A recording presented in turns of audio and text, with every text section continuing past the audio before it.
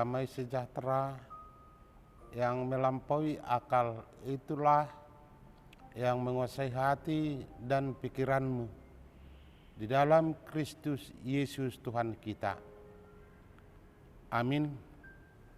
Bapak, Ibu, Saudara yang dikasihi Tuhan, firman Tuhan yang menyapa kehidupan kita di pagi hari ini, Jumat tanggal 19 tahun 2024, diambil dari kitab Hosea pasal 8 ayat 12. Dikatakan, sekalipun kutuliskan baginya banyak pengajaranku, itu akan dianggap mereka sebagai sesuatu yang asing. Demikian pembacaan firman Tuhan. Dalam renungan kita di pagi hari ini, Hosea menggambarkan Tuhan sebagai guru atau sebagai pengajar. Karena dikatakan banyak pengajaranku. Dan yang berikut, umat Tuhan digambarkan sebagai murid atau peserta didik. Dikatakan Hosea, sekalipun kutuliskan baginya banyak yang kuajarkan atau pengajaranku, sekalipun kutuliskan baginya banyak yang pengajaranku. Itu kata Hosea. Artinya umat Tuhan yang selalu giat membaca tulisan Tuhan atau firman Tuhan. Yang menjadi masalah dalam firman Tuhan yang kita dengar di pagi hari ini, yaitu bahwa yang dibaca atau yang diterima pengajaran dari Tuhan melalui hambanya tidak dihidupi apa isi yang diajarkan oleh firman Tuhan tersebut. Oleh sebab itu, Bapak, Ibu, Saudara yang dikasihi Tuhan, apa yang diharapkan oleh Tuhan, apa tujuan yang diinginkan Tuhan, tidak bermakna dalam kehidupan mereka. Berangkat dari pengajaran imam, setiap pengajaran berlangsung pasti ada wadah atau tempat pengajaran atau tempat belajar. Tempat mendengar pengajaran yaitu firman Tuhan yang ditulis dalam Torah atau hukum Tuhan, itu didapati di bait suci. Para imam mengajarkan Torah di bait suci Tuhan. Kaum iman melayani Allah dan umatnya melalui sistem pemberian kurban yang dipersembahkan oleh umat dan yang dikembangkan pada waktu pengungsi Mesir atau bangsa Israel itu dididik di padang belantara Sinai. Jadi pada awalnya tempat atau pelaksanaan pemberian korban itu adalah di padang belantara Sinai. Imam mengajarkan pemberian korban atau persembahan kepada Tuhan. Di sini Nabi mengatakan atau mengajarkan apa tujuan yang diminta atau tujuan pengajaran itu, seperti yang dikatakan oleh Hosea. Hosea mengatakan melalui firman Tuhan yang kita dengar di pagi hari ini, dianggap mereka sebagai sesuatu yang asing. Yang mau disampaikan oleh Hosea melalui pengajaran atau pemberian kurban atau persembahan, sebenarnya apa yang diinginkan oleh Tuhan dari mereka, dari perbuatan peribadahan mereka.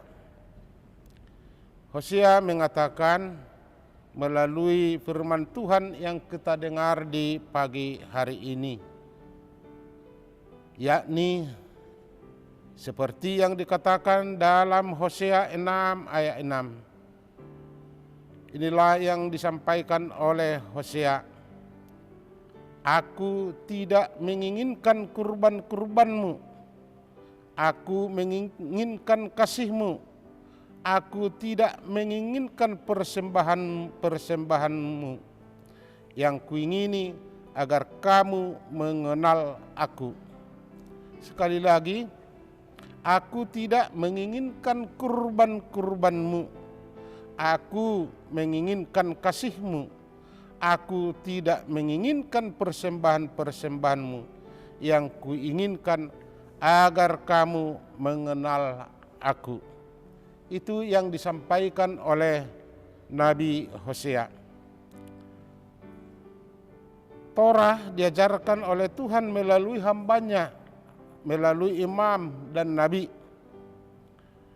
yaitu melalui mengajak umat untuk memberikan persembahan atau kurban. Itu adalah sebagai alat untuk pengajaran, mengajarkan kepada mereka bahwa Tuhan benar-benar mengasihi mereka, bahwa Tuhan benar-benar mengasihi kita, dan sebaliknya Ia atau Allah kita itu ingin mengasihi Dia, dan Dia rindu mengenal Dia. Inilah pokok atau inti dari pengajaran Tuhan melalui Torah yang ditulis oleh Tuhan sendiri.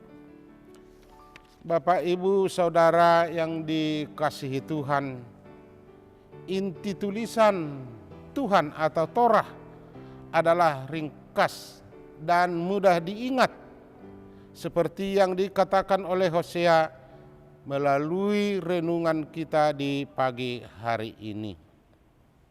Yang penting kita menjadi pelaku kasih, dan yang berikut kita mengenal Dia. Melalui pengenalan itu kita mengenal kasih yang murni. Itulah yang mau disampaikan oleh Tuhan, yaitu Yesus Kristus dalam Matius 22 ayat 37 sampai 38. Dikatakan, kasihilah Tuhan Allahmu dengan segenap hatimu dan segenap jiwamu dan segenap akal budimu.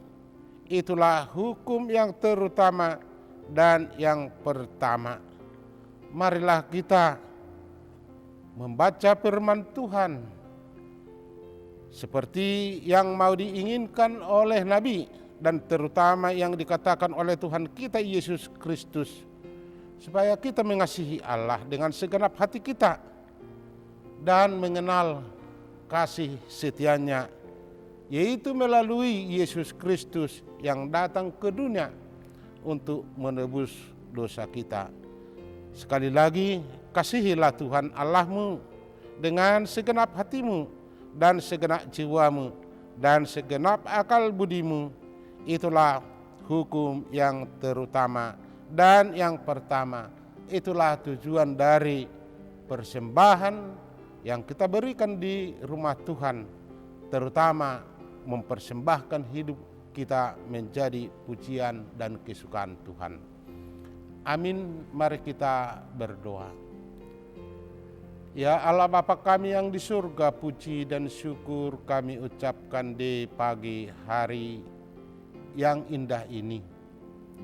Tuhan, pada pagi hari ini kami telah disapa oleh firman-Mu, supaya kami benar-benar mengenal kasih-Mu, dan kami akan melakukan seperti yang Tuhan harapkan dari kami, supaya kami menjadi pelaku kasih-Mu. Demikian juga supaya kami mengenal Engkau, bahwa Engkau adalah Tuhan yang Maha Kuasa, Tuhan yang Maha Pemberi, Tuhan yang selalu menyertai kehidupan orang yang percaya. Ke dalam tangan-Mu lah hidup kami serahkan satu hari ini, dan segala rencana dan yang kami kerjakan pada hari ini. Tuhanlah selalu beserta kami. Tuhanlah memberikan kepada kami kekuatan dalam mengerjakan pekerjaan kami. Tuhanlah yang memberkati pekerjaan kami itu menjadi sukacita.